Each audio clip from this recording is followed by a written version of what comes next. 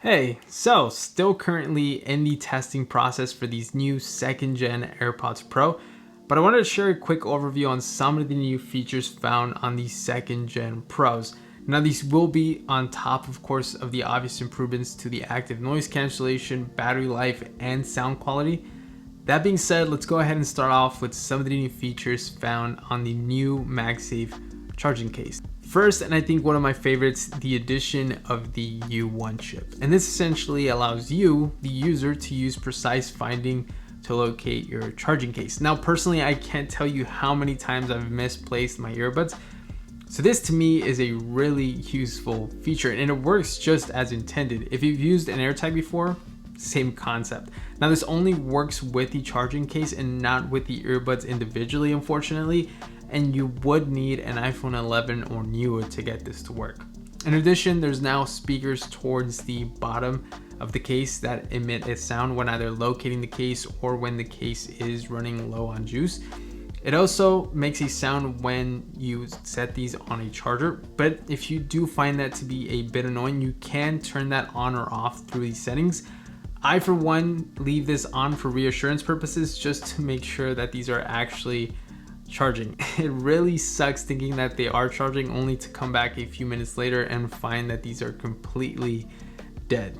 But also, since we're on the topic of charging, the case now supports charging through an Apple Watch charger. So in a sense, that could mean loafing around less cables. Now, it does have a strong set of magnets that help align the case properly, so you know in fact that the case is charging. And we also now have the addition of a lanyard loop. Now, at first I didn't think much of it, but picture this. You can throw these onto your keys, backpack, and you essentially now have a rechargeable AirTag hybrid of sort.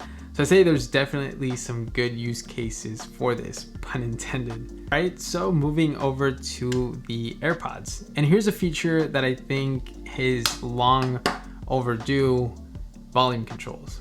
Not sure why Apple took so long to implement this, but it's here and it's really simple to use. Just go ahead and swipe your fingers either up and down on the stem, and it's that easy. Now, personally, I haven't had any sort of accidental touches, but if you do, you can actually set a wait time between swipes, which should help with preventing that from happening. There's also the adaptive transparency that should help dynamically minimize the intensity of loud noises while still allowing you to listen to your surroundings. I think this is going to be an extremely useful feature, especially in a cityscape where you would normally have a variation of louder sounds, or just generally in situations where you want to be aware of your surroundings.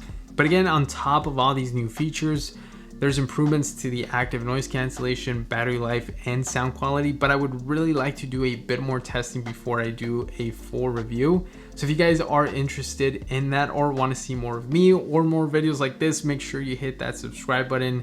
Thanks a lot for watching, guys. We'll be seeing you guys on the next one. Peace.